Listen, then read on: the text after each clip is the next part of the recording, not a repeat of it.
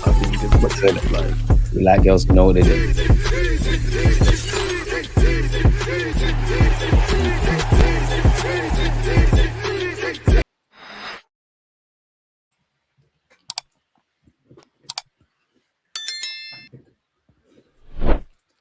Arsenal fans, I'm worried. I really am worried. And I don't know how to formulate this. So I'm just going to come out and say it. You know what? On one hand, before I say what I'm about to say, I actually admire the team because our trophy hopes are still alive. We haven't been perfect. An element of me still believes not everything's clicked defensively, in midfield or offensively for several reasons. But we've still been picking up points. Yes, I've been very upset sometimes with how we've won games, certain other talking points, games we've not won. Everybody knows specifically Chelsea away, Liverpool away, Man City at home. And you know what? Even Sunderland 15 minutes away from winning. I'm generally concerned about our away form, and where our home games are concerned, we've made the Emirates a fortress. We're picking up points, but games are unnecessarily on knife edge where they don't need to be. Granted, this is the Premier League, but we need to start putting teams to bed and killing optimism. As I said, on one hand, for me personally, that's a lot to be optimistic about because there has been injuries. Players have been out of sorts for a variety of reasons. People have been injured,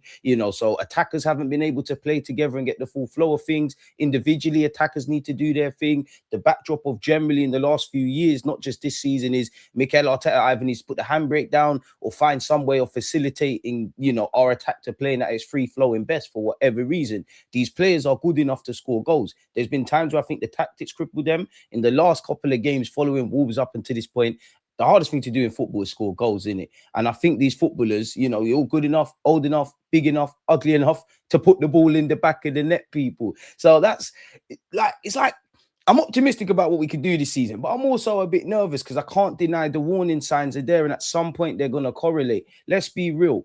The first 60 minutes against Brighton, the best football we've seen at Arsenal in a hot minute, people. It was an unnecessarily, you know, nervy half hour because we've been accustomed to conceding late goals. So we clearly need to get back to our best defensively, regardless of who's out there. And we clearly need to start putting chances away. I still think we're relying on individual brilliance from Saka. Obviously, Declan Rice has facilitated an own goal. I don't care how we score for what it's worth. But, you know, I love the fact that people are rattled about the own goals, the set play, set piece FC, all of these things. But if we can marry that with killing teams in open play, Bob is your uncle and nobody can stop us, man. So there's a lot of warning signs that we need to take heed. We know the backdrop of what we're seeing right now. The games are coming thick and fast. Aston Villa are going to have a couple of players missing, but the form that they're on is amazing. You know, they came back from behind and dealt with Chelsea. They've been slaughtering teams up and down the country. We've got them on Tuesday, so we're going to have to recover very well. And obviously, injuries as well. I make no excuses for injuries. Injuries are part and parcel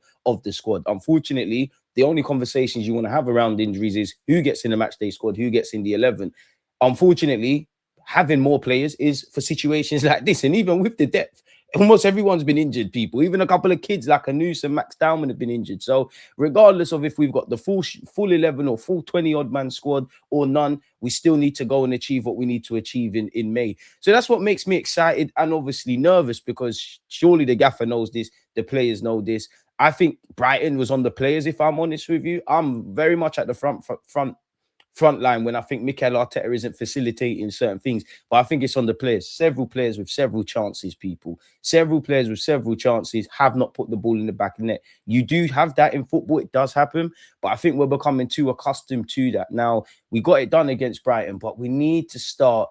You know, you look at the possession, 20-odd shots, you know, possession, 20-odd shots, what the eye showed us. We need to marry that with the scoreline. There should have been daylight.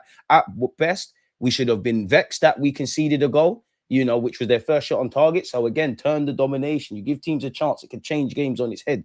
You know, the flip side is we were crap against Chelsea. If we score that last-minute winner, we nick it. This is what football is. But we need to marry the possession, the stats, the shots on target with what we're seeing with our eyes, with daylight between the two scores, which is the only thing that matters in terms. There's only two real statistics that matter in football. Have you scored more goals than your opponent and kept balls out the back of your net? And the only statistic or stats that's more important than that, especially for a team that wants to win trophies, is the 3 points. Now, we got the 3 points against Brighton, happy as Larry, but, you know, We can't deny what's in front of our eyes. I don't think it's a thing to scream and shout and get all nervous, but we're becoming accustomed to this. Or, as I said, from Wolves, the Wolves game, which was shit, one of our worst games of the season up until now.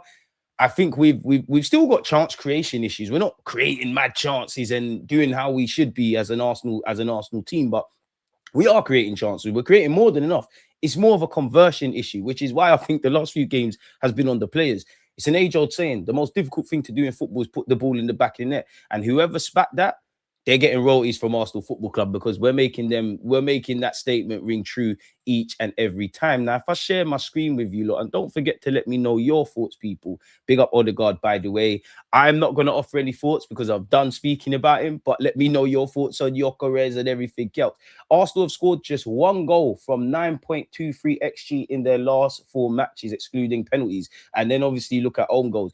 There's other metrics you can go into in terms of the quality of chances, but that tells you we know we still got a chance creation issue. But in the last few games, converting, putting the ball in the back of the net, don't care if it comes off your ball bag, your knee, a header, a screamer, regardless, put daylight between the sides because Brighton, Saka should have scored, Gyökeres should have had one, Martinelli, plenty of players, couple of players either should have got their first goal of the season or a couple of goals for this season. And they know that, and so does the gaffer people. But this might come back to bite you because this takes me back to the early days under Wenger where we dominate teams, bag of chances, teams go down the other net and score. You need to kill games before they kill you. You need to. There's been times teams haven't killed us.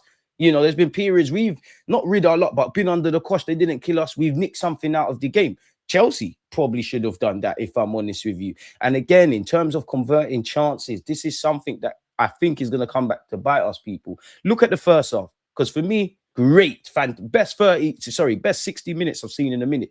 We conceded just 0 XG, people. They had scored with their first shot on target in the second half. You can't give Premier League teams a sniff or games can be turned. There's a reality where that own goal doesn't go in. They equalize. Raya makes a big save, and we're having very similar but very different conversations, people. Saka has now been directly involved in more Premier League goals for Arsenal than Perez. Big up Perez, but that's legendary stuff from Bukayo. He's living the movie coming from our academy. The Emirates is a fortress. I'm not impressed with our way form generally of late. The Emirates, we've been great, but it's been filled with late goals and a mixed bag. I think when we've been playing the top teams at the Emirates, even if I haven't necessarily been happy, the Bayern Munichs, the Atletico Madrids, the City, we've risen to the occasion. But we need to find out, what they say in maths, people, that medium level, if it makes sense. So good, I had to share it twice. And what makes me more nervy is the injuries, because as you know, for me, I just think we've got a 1-in, 1-out policy. A couple players come back, a couple players get injured. A couple of players have just really come back from injury, but because of the landscape, we're having to make you play a lot of games, as we saw with Benjamin White.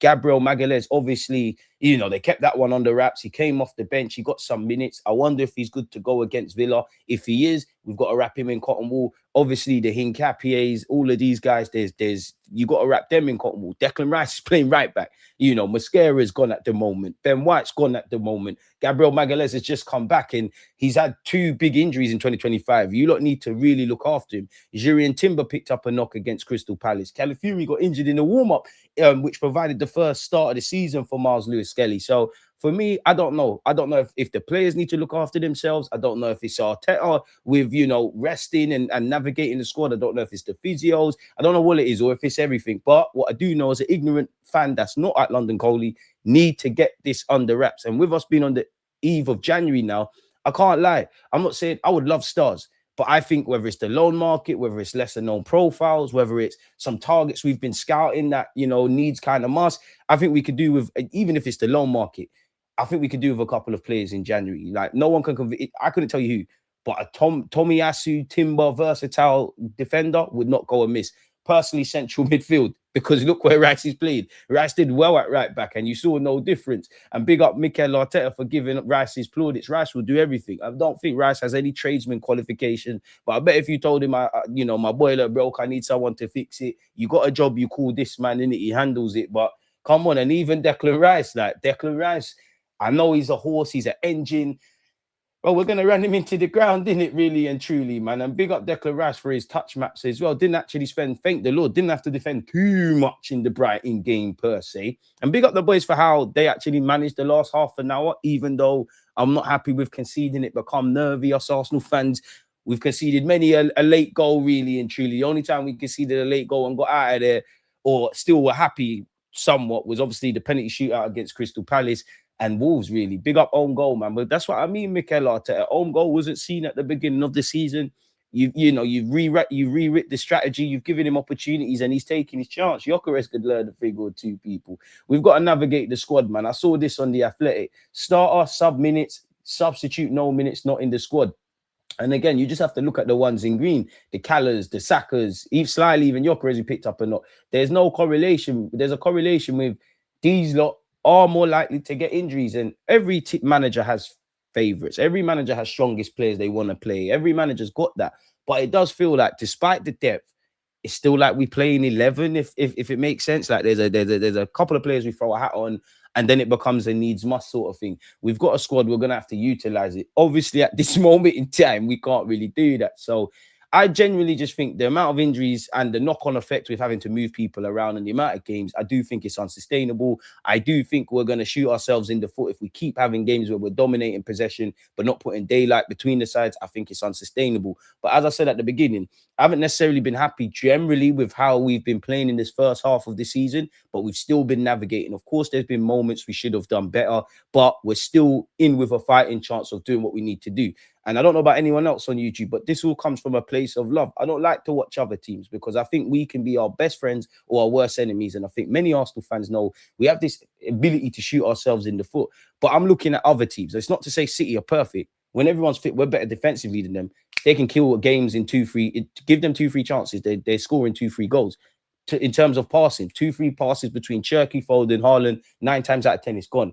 And I think Arsenal and City actually have a similar thing in that they're not invincible. Like they're quite similar in that teams haven't necessarily taken their chances. I do think this is probably the most exciting Premier League race yet, because I do think whoever wins the Prem, and you never know what could happen. We know City, once they get to certain months, they could go on runs. I think excluding the year we took it to the last day of the season against City, you know, this in February is around where we drop points in it. But I genuinely think this season will be the most inconsistent title winners, if that makes sense. I think it's going to the wire. And I always say from game week 10 onwards is where the season starts. Second half of the season, it's now we've given ourselves a platform. There's no hiding places. Things catch up to you or you go in a big run of form. And that's it for me. If we could arrest for me, we've dropped off defensively as a team, not just our defenders. When I'm talking about attack, I'm including defenders. When I'm talking about defense, I'm including attackers. I think, now is where I'm looking at players to go for a real run of form. By hook or by crook. Odegaard, have you let down the marker? Are you going to make that the minimum? Eze the same. Trossard, keep doing what you've been doing. Martinelli, keep doing to a degree what you've been doing. Gyökeres, can we have a miracle? You get what I'm saying? Arteta, you're going to have to box smart. This is where everybody earns their money. You can't, this has to be the period we either go up the gears or not. Because I don't think there's been too many games I've been like, yeah, great. Atletico, Bayern, Newcastle for me. First half against Brighton. Maybe 1-2 other games I'm missing out, people. But you know what? If we're talking about this, when like I said, we're still maneuvering in with a fighting chance, it does show how much our team has come up. But we're at that point now. It's just about getting over the line.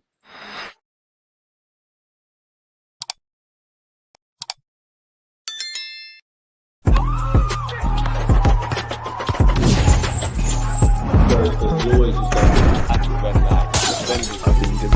like